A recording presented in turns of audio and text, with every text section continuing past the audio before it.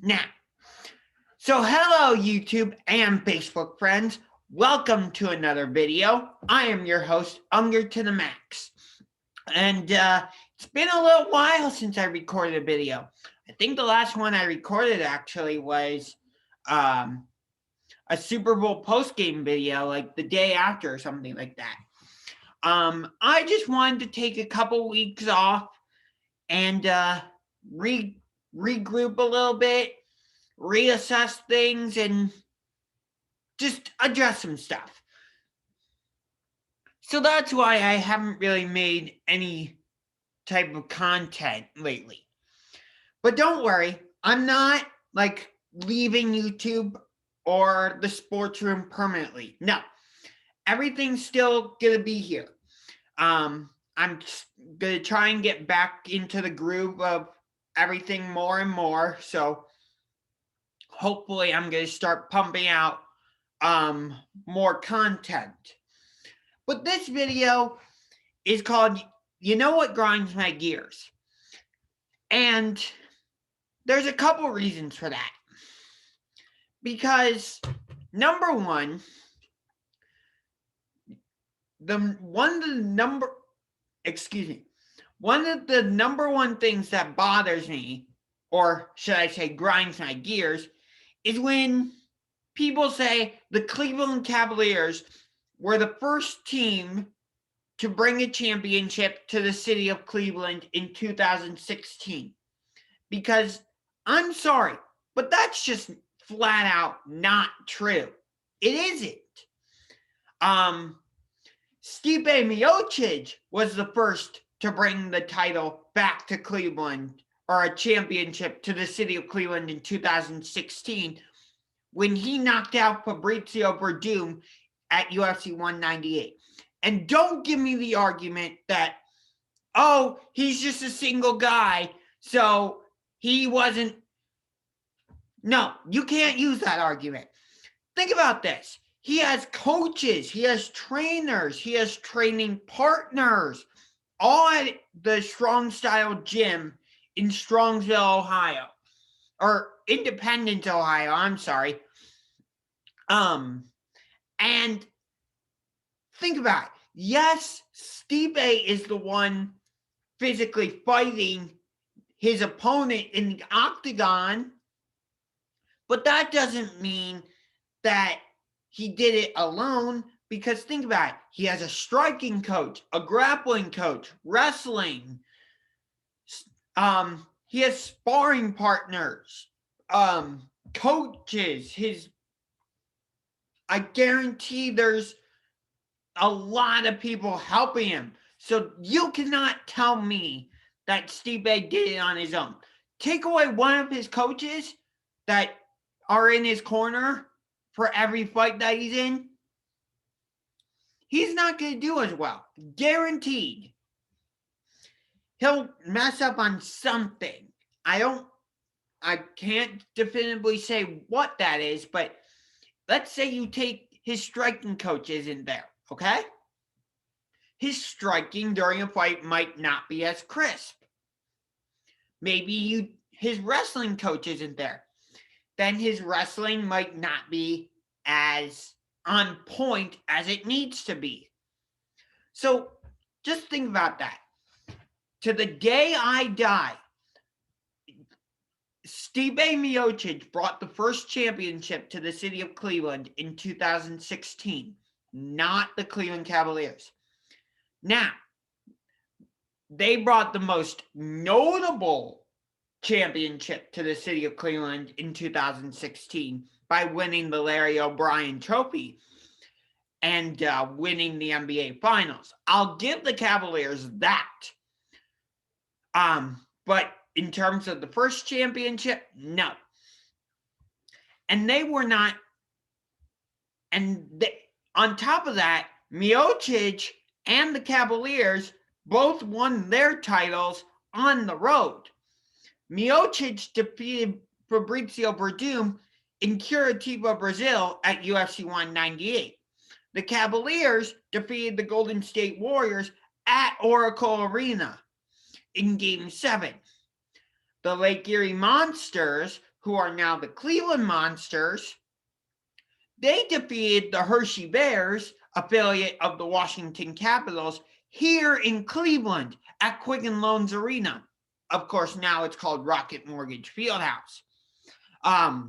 Oliver Bjorkstrand, who now plays for the Columbus Blue Jackets, put the puck in the back of the net with 1.9 seconds remaining in overtime. So the Monsters have the distinction of saying, we won our championship here in Cleveland. Whereas Miocic and the Cavaliers, they won their championships on the road. Now, if the Indians had won the World Series in Game 6 or Game 7, they would have been able to say, yeah, Monsters, you won the championship in Cleveland, or you won the Calder Cup in Cleveland, but we won the World Series in Cleveland. However, that did not happen, as the 3-1 curse must have switched from Golden State to Cleveland, as the Indians were up 3-1 in the World Series against the Cubs. But then the Cubs said, oh, it's a 3-1 deficit. Who cares? And they came back and they won. I still remember exactly where I was when that third out was made.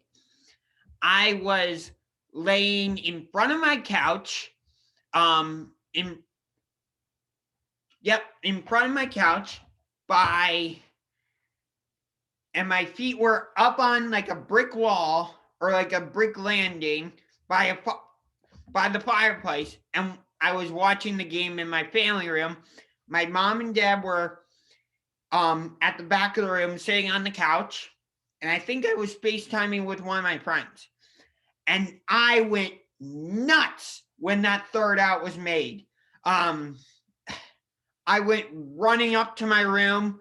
I started playing Go Cubs Go. I called my Chicago friends and I'm like, am I dreaming right now?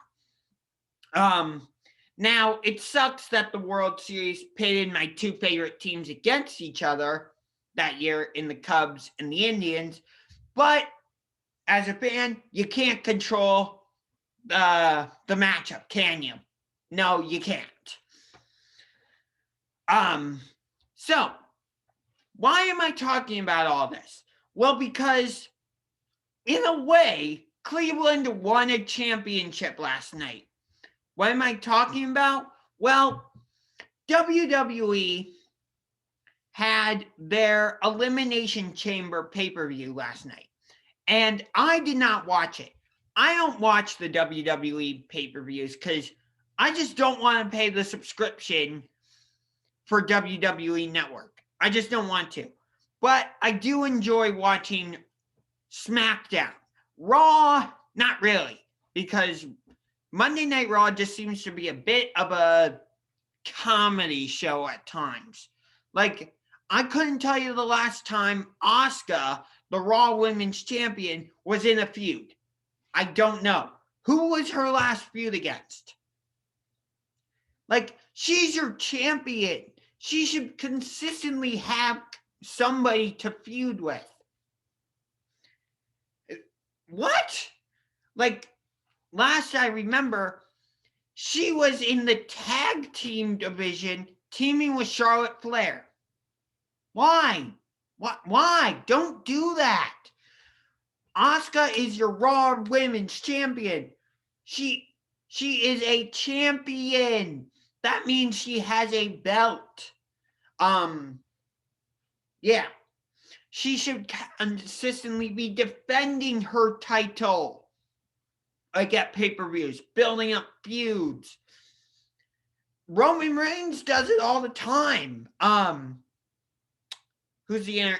Big E is in a feud with Apollo Crews right now. He's in a feud.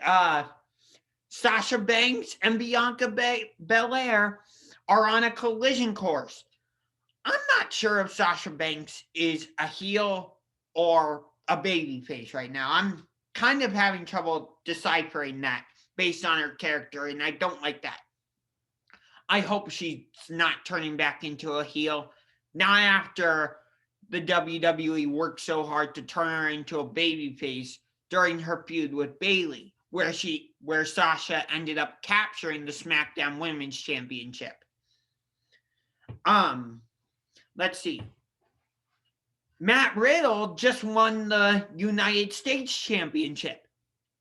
I'm sure he'll be in a feud very soon. But why do I say Cleveland won a championship? Well, as I said, the WWE Championship was defended inside the Elimination Chamber last night. It was Drew McIntyre taking on Sheamus, his best friend of 20 years, Jeff Hardy, the charismatic Enigma, Randy Orton, McIntyre's long-standing rival, Kofi Kingston. I don't think Drew really has any history with Kofi, but Kofi Kingston is a former WWE champion, and AJ Styles, who has been a bit of a thorn in the side of Drew McIntyre. So McIntyre was able to successfully retain his title in the end. And most fans thought, okay, that's the end of the pay-per-view. McIntyre successfully retained his title. Done. And Drew McIntyre is going to be WWE champion heading into WrestleMania. No. Because the WWE decided, no, we don't want Drew McIntyre being the WWE champion going into WrestleMania. So Bobby Lashley, who lost his United States Championship earlier in the night during a triple threat match against Matt Riddle and John Morrison, came out and absolutely destroyed Drew McIntyre. He looks towards the ramp and awesome plays.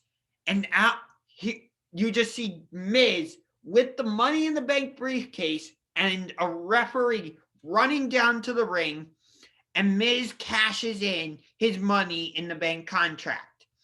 He lands the skull-crushing finale, and Miz is your WWE champion.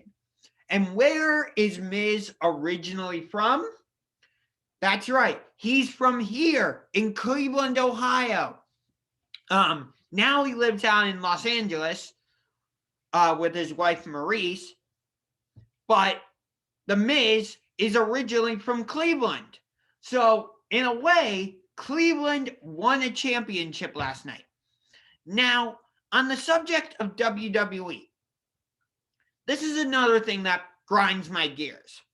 I don't like it when people tell me that WWE, AEW, Impact Wrestling, New Japan Wrestling, I could go on and on.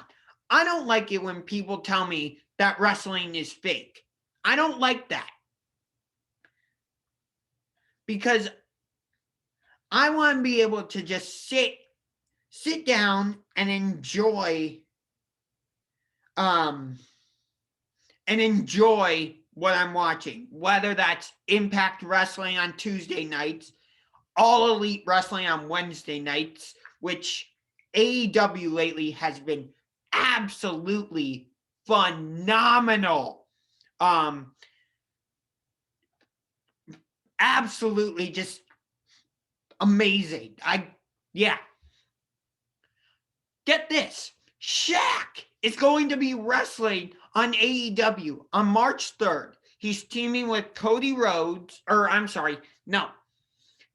He's teaming with Joey Janela to take on Cody Rhodes and Red Velvet in a mixed tag team match. And then on March 7th, AEW's next pay-per-view is going on, and that's AEW Revolution. The AEW World Champion, Kenny Omega, has granted the former champion, Jon Moxley, his rematch. But it's not going to be an ordinary match between Omega and Moxley. It's going to be an exploding barbed wire death match. Let me say that again. Moxley and Omega are battling for the championship in a exploding barbed wire death match. What the fuck? Just seriously, what the fuck? I'm trying to wrap my head around that concept. Like, what? Normally, as I said, I don't watch wrestling pay-per-views. I might have to make an exception and watch AEW Revolution on March 7th just to see what the hell an exploding barbed wire death match is. Plus, you have other matches on the card, like a street fight between Team Taz of Brian Cage and I forget who the other guy on Team Taz is. It's Brian Cage and Ricky Starks, I think it is, taking on Sting and the TNT champion Darby Allin in a street fight, which is going to be insane. So that's going to do it for this video. Hope you enjoyed it. I'm Unger to the Max, signing off.